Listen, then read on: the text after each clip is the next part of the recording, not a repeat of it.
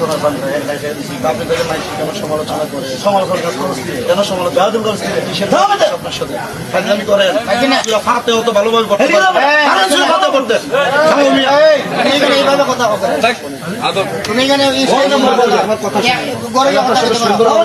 সুন্দরভাবে কথা বলছি, তোরা ফাতে ঠিকভাবে পড়তে পারবে না। আসসালামু আলাইকুম ওয়া রাহমাতুল্লাহি ওয়া বারাকাতুহু। আব্দুর রহমান রিজভী এবং শামীম রেজা কাদরী দুইজনের যে মারামারি হাতাহাতিটা হয়েছিল সে বিষয়ে আমি আপনাদেরকে বলেছিলাম যে সমালোচনা না করার জন্য, কিন্তু সারা দিনই ফেসবুকে খুব নাড়াচাড়া হচ্ছে, বিভিন্ন রকম ভাবে পক্ষপাতিত্ব করছেন, অনেকেই অনেক রকম ভাবে গালাগালি করছেন। বিশেষ করে আব্দুর রহমান রিজভী সাহেবকে অনেক বাজে মন্তব্য করেছেন, অনেক উল্টাপাল্টা কথাও বলেছেন ওনার ব্যাপারে। কিন্তু পরবর্তীতে আমি দেখলাম আমার একজন হিতাকাঙ্ক্ষী, আমার এক প্রিয় ভাই আমাকে একটা ভিডিও সেন্ড করলো এবং পাঠালো। তো যেটা দেখার পরে বুঝতে পারলাম যে এখানে মূলত বাড়াবাড়িটা শামীম রেজাই করেছে, যেটা আপনারা ভিডিওতে দেখেছেন। স্টেজে ওঠার পরে আব্দুর রহমান রিজভী সাহেব যখন স্টেজে উঠলেন, ওঠার পরে শামীম রেজা সে নামার পথে এমন সময় সে আব্দুর রহমান রিজভীকে যে কথাগুলো বললো, এটা আসলে তার বয়স অনুযায়ী এমন একজন যোগ্য ব্যক্তি এবং অভিজ্ঞ ব্যক্তি, এবং সে জিনিসটা বোঝার দরকার ছিল তার উস্তাদ সমতুল্য, তার পিতার সমতুল্য একটা ব্যক্তি। তো তার সাথে এইভাবে কথাটা বলা তার উচিত হয় নাই। সে তো যেটা তার বক্তব্য যেটা শুনলাম সেখান থেকে এবং ভিডিওদের মধ্যে যেটা দেখলাম আমরা, শুধু চর মারার অংশটা দেওয়া হয়েছে এবং শামীম রেজার কথাগুলো দেওয়া হয়েছে, যার কারণে আমরা বুঝতে পেরেছি যে আব্দুর রহমান রিজভী সাহেব উনি একটু বাড়াবাড়ি করেছেন। কিন্তু শামীম রেজার কথাগুলো যখন ফুল ভিডিওটা আমরা দেখলাম, দেখার পরে বুঝতে পারলাম যে এখানে শামীম রেজা শুরুতে কিন্তু উস্কানিটা দিয়েছে। শামীম রেজা সরাসরি ওনাকে, একজন উস্তাদ সমতুল্য ব্যক্তি, ওনাকে সরাসরি বলছে যে আপনি সূরা ফাতিহা পড়তে পারবেন না। আরো দুই চারটা কথা বলছে, যেটা পাশে আরেক ভদ্রলোক তিনি বলছে যে এভাবে তুমি কেন কথা বলছো, এভাবে কথা বলা কি উচিত? তো একজন মুরব্বীকে যে এইভাবে কথা বলে আমার তো বুঝে আসে নাই। শামীম রেজা সে ওয়াইজ ভালো, সে ভালো বক্তৃতা করতে পারে, কিন্তু আদবের ব্যাপারে তার আরো অনেক পড়াশোনা করা দরকার, আদবের ব্যাপারে আরো তার শিক্ষা দরকার। সে সূরা ফাতিহা পড়তে পারো আর না পারো, আলোচনার মধ্যে ভালো করুক আর খারাপ করুক, কিন্তু তোমার তো বোঝার দরকার যে সে লোকটা বয়স্ক মানুষ, সে লোকটা একজন মুরব্বী মানুষ, তা বয়সের যে সিনিয়র ব্যক্তি, তো তুমি সিনিয়র ব্যক্তি হিসেবে তো এইভাবে একজন সিনিয়র ব্যক্তিকে কথা বলে না। তো এই কথাটা কি বলাটা উচিত হয়েছে?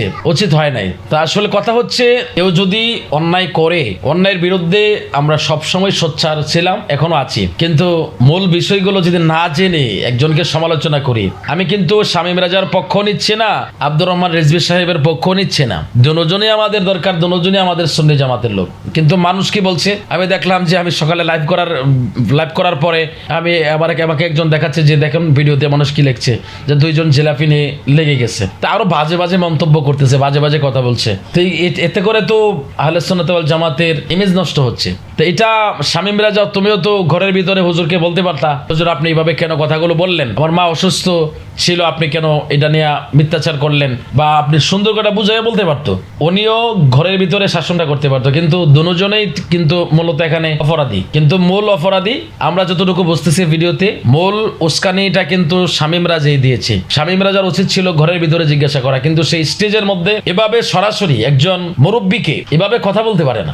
আর আব্দুর রহমান রিজভী শামীম রেজার জন্মের আগের থেকে উনি ফিল্ডে কাজ করতেছে, সুন্নি জামাতের পক্ষে কাজ করতেছে, উনি মাহফিলে বক্তৃতা করতেছে। যে ওনার ফ্যান ফলোয়ার নাই এমনটা বলা যাবে না। শামীম রেজার জন্মের আগের থেকে ওনার যে ফ্যান ফলোয়ার আছে, এর অর্ধেক ফ্যান ফলোয়ারও শামীম রেজার নাই। আমি কিন্তু এখানে শামীম রেজাকে ছোট করার জন্য বলছি না, কিন্তু শামীম রেজা যে কথা আচরণটা করছে, এই আচরণটা কিন্তু মোটেও উচিত হয় নাই। সেই স্টেজের মধ্যে একজন মুরব্বীকে এইভাবে কথা বলাটা তার উচিত হয় নাই। আমি সেটা বলছি, আমি শাসন করতেছি না, শাসন করার আমার কোনো প্রয়োজন নাই, আর শাসন করার ক্ষমতা আমার নাই। আমি শুধু জাস্ট ওই সমালোচনাকারী ব্যক্তিদেরকে বলছি, যারা আপনারা আব্দুর রহমান রিজভী সাহেবকে বিভিন্ন রকম ভাবে বাজে কথা বলছেন, বাজে মন্তব্য করছেন, যে উনি জালিম, জুলুম করছে, বা এরকম বিড়িখোর, গাঁজাখোর, বিভিন্ন ধরনের কথাবার্তা বলছেন, আপনাদেরকে অনুরোধ করে বলবো এগুলো বলবেন না। উনিও আবার ওনাকে ছেলের মতো স্নেহ করবে, আবার সেও তার উস্তাদের মতো সম্মান করবে, এটা স্বাভাবিক ব্যাপার। তো তারা তাদের মধ্যে আবার মীমাংসা হয়ে যাবে, কিন্তু ফাঁকে আপনারা শুধু অযথা এটা নিয়ে একটু নাড়াচাড়া করবেন না। আমি অনুরোধ করে বলবো আহলে সুন্নাত ওয়াল জামাতের বিশেষ করে যারা দায়িত্বশীল ব্যক্তি,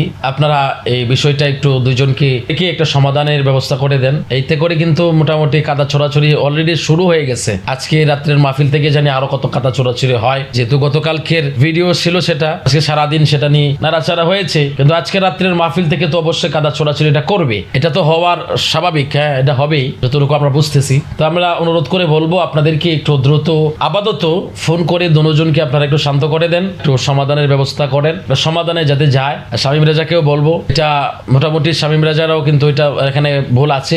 মোটামুটি কি শামীম রেজা এখানে উচিত হয় না এই কথাগুলো বলার, আর এই কথা বলার কারণে উনিও সরাসরি স্টেজের মধ্যে থাপ্পড় মারাটা ওনারও উচিত হয় নাই। দুজনে একটু রং করেছে, রং চোট করেছে। তো আমরা দুজনকে অনুরোধ করে বলবো দ্রুত এটাকে মীমাংসায় নিয়ে আসেন। আমরা চাই না আহলে সুন্নাত ওয়াল জামাতের মধ্যে ফাটল হোক, আমরা চাই না আহলে সুন্নাত ওয়াল জামাতের কোনো আলেমকে নিয়ে মানুষের বাজে মন্তব্য করুক। এতে শামীম রেজাকেও কেউ ভালো বলছে না, আব্দুর রহমান রিজভী সাহেবকেও কেউ ভালো বলছে না, দুজনকেই মানুষ খারাপ বলতেছে। তো খারাপটা শুধু শামীম রেজা আর আব্দুর রহমান রিজভী সাহেবের মধ্যেই সীমাবদ্ধতার ভিতরে কিন্তু রয়েছে না, এটা কিন্তু ছড়িয়ে গেছে। এটা কিন্তু আহলে সুন্নাত ওয়াল জামাতের উপরে আসতেছে। এখন সবাই কিন্তু আহলে সুন্নাত ওয়াল জামাতকে মেনশন করে কিন্তু মানুষ কথা বলছে, এতে আহলে সুন্নাত ওয়াল জামাতের ইমেজ কিন্তু প্রচুর পরিমাণে নষ্ট হচ্ছে। দ্রুত এই বিষয়টা সমাধানে আনেন। আব্দুর রহমান রিজভী সাহেব শামীম রেজাকে ফোন দিলে সমাধান হয়ে যাবে।